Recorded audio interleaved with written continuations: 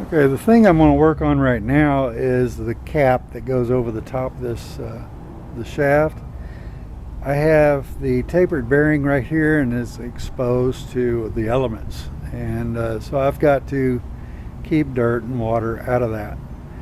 The idea is, what locks the tube in place, locks down the taper bearing, is two nuts jammed together.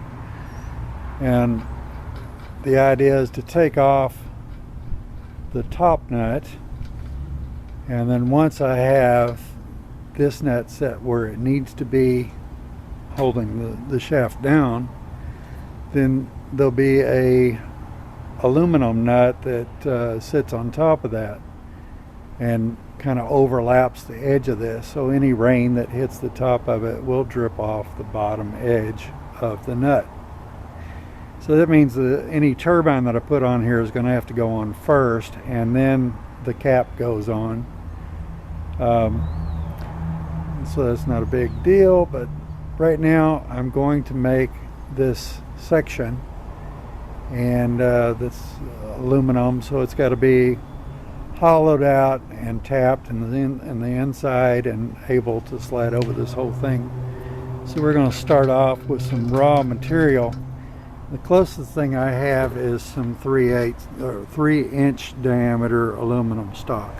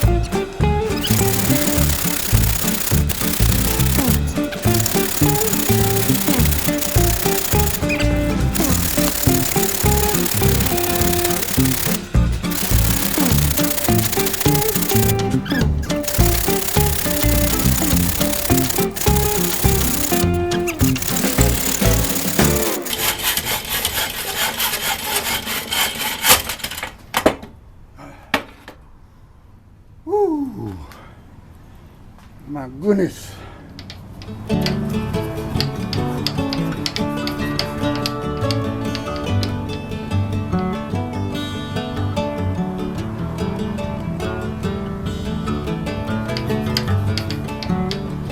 I've already got some threads in there, but they don't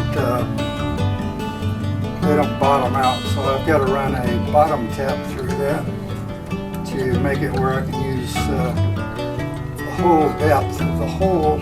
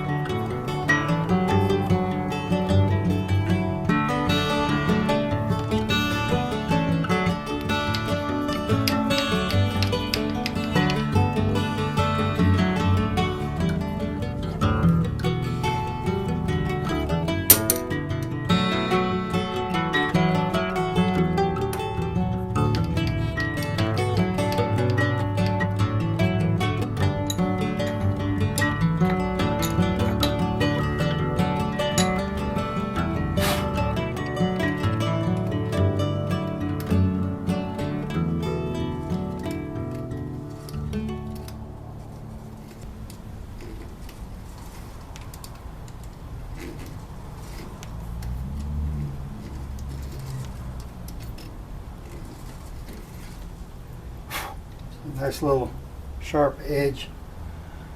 Does pretty good on aluminum.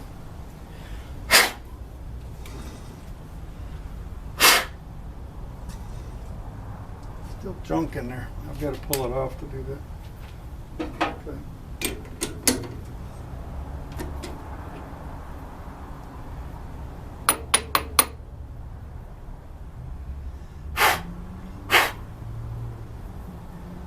Looking good so far. I've got one more little thing to do before I call it good. Okay. So I've cleaned it up a little bit. Got all the little grip points off where it was in the vise of the blade. Oh my God. Who tightened that? Going the wrong way? Ah, what a dummy. All right.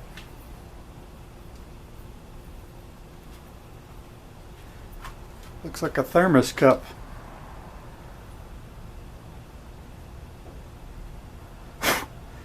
Let's go try it on. Oh, nuts. That's exactly what this is.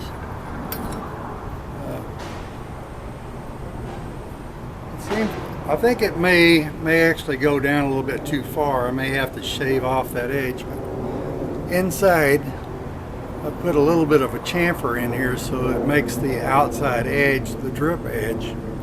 So that way as water hits it and then runs down, it will fall off the edge on the outside rather than trying to go inside.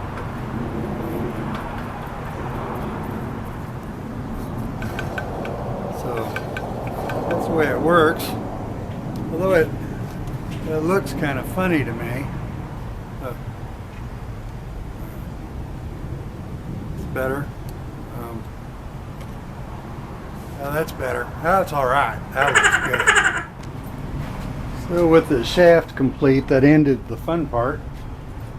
And now I'm repairing my old blades. I had one turbine I just took apart because I wasn't using it, and I needed the center tube for something else, and the other one got smacked by my canopy outside. So I'm putting the good parts from both of them back together, and now these holes are for a combination thing. This was the first location for the tension wire, This was the second location for the tension wire, and this is now the third location for the tension wire. And this is what I like best because this is it's a reinforcement arm. This little tab right here, that can be kind of weak, and if you put a lot of pressure on it, it could bend there. So the idea is to attach a little reinforcement piece on there so it can stand a whole lot more wind. So I have to drill another hole right here in each one of these that doesn't have it. Because that hole's a whole lot easier to drill when this is in pieces. I can't get this under a drill press, so I have to drill that by hand. Sounds like I'm complaining. I'm not. Just stating what I'm doing right now. And once I've got all these drilled out to the get that new hole in there so I can put the arms on there, I'm going to scuff them down with Scotch-Brite, clean them up, and spray them. Okay, I've got my blades all straightened out, and I'm going to go ahead and put a little paint on there. This is a kind of a low budget paint job.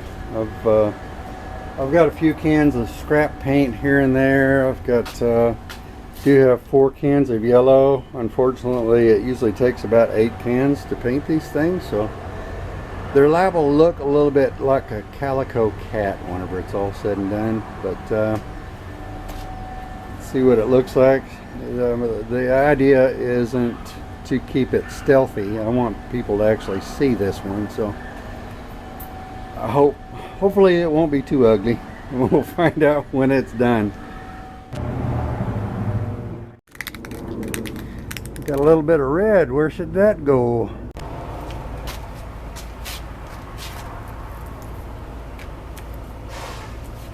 I know it's a little bit bizarre looking, but I'm not a painter. But I'm hoping as it's spinning, you won't be able to see that I really don't know what I'm doing. I'll do a real quickie. I'll put the turbine on the stick, and this is the nut that I made to cover the hub, and so it's quite a bit bigger than the shaft, so the turbine has to go on first, and then the cap goes on, and that makes the jam nut that holds the bearing in place. That anyway, it's a little bizarre, isn't it? Maybe I'll stick it up in the air and see what it looks like. We're getting a little gust of wind, but there's no generator on this, nothing at all. So it's just the stick, no generator. I've got some work I have to do to that before I put it back on, but we'll see what it does when I stick it up the wind. Here's some 1 mile per hour breeze. Come on, camera. Come on, camera. And it spins. Go back, go back. 1 mile per hour breeze. So, and that's really, it's really not that big a deal. And I get people send me pictures of their turbine, and they're showing how fast it goes, and how mine is obsolete or not a good idea and theirs is better. But they don't have theirs on a generator. Now this one isn't on a generator either, but you put a generator on there, you put some kind of resistance on it, and then see if it turns. I can make a 3-legged bar stool spin. So unless you put some kind of resistance on it, it's not that impressive. It's 2 mile per hour. Now, come on. So it doesn't take a whole lot to make something spin in the wind if it doesn't have a load, so, or doesn't have any resistance at all. So just wanted to point that out. People are always asking me how you keep the rain out of the generator whenever I was using the VAWT as a direct drive. And the thing is, on the, you have the center tube that comes off, right? And then the rings that hold the blades in place are actually bigger than the front of the PMA. And once all the holes are filled with screws and the blades are in place, rain doesn't have anywhere to go into that. So that's why I never worry about water getting in the PMA using it as a direct drive VAWT. But the generator or the PMA sticks off to the side of the stick. So the stick is over here, and well, actually the stick would be right here. So the whole front of the PMA is exposed, and that's on any of them. So what I have to do is I have to make some kind of a plate and attach it to the back of that nut so it covers the front of the PMA, and that way any water that lands on that when it's raining get flung off. Okay, so now to prevent rain from getting inside whatever PMA I'm using at the time, stand up, plug that away. Okay, all right, I have made a little shield for it, so that's just held on by 2 screws. All it's going to do is keep the junk out of the generator. So if rain hits, usually if rain is associated with wind and rain at the same time, so when rain hits it, it will fling off. So might be able to bend that lip down a little bit, but right now I think that'll be just peachy. So the stick I have set up with the wind blue on this sensor. I've added a couple small magnets to well, I added one magnet below and one magnet above, hoping that that'll make a difference on the reading. I don't want it to touch when it spins around.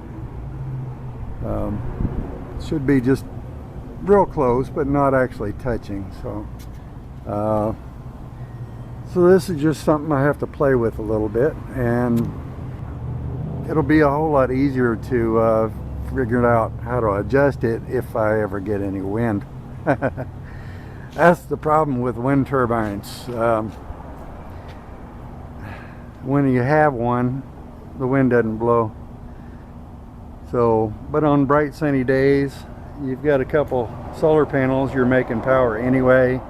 When the storms roll in and the wind is blowing and the sun's not shining, that's when the wind turbine does its job. So I think if that's on the roof of my building, you know, way up there, and you're looking at it from a quarter mile away, I think that'll look pretty good when it spins.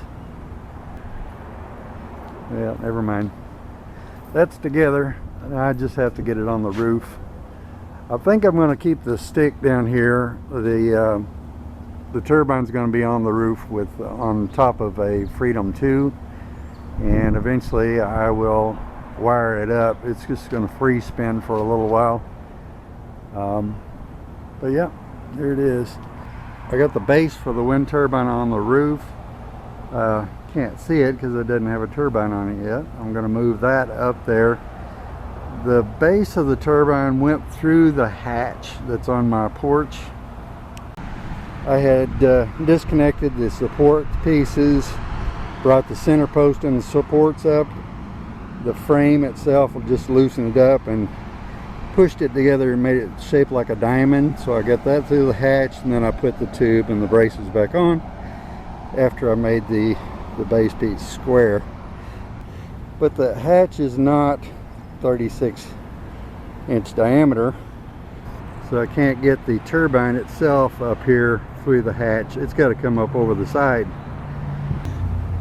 But if you watched any of my earliest videos, you would have seen a wooden boom crane that I used to get this in its original condition along with its twin onto the roof. Now the wooden boom crane was 5 pieces that I carried through the hatch and then reassembled on the roof. I don't want to have to go that hassle right now. So I've made another little miniature crane. So this is a baby boomer. Stupid joke. Okay, I'm sorry. But anyway, this is just one piece. I'm not sure if I can get it through the hole by itself, but all together. But if I have to, I can disconnect this screw or bolt and that one, and move these arms down, and that will collapse and make it smaller, and that should fit through the hole without an issue. So I'll be using this to bring that onto the roof.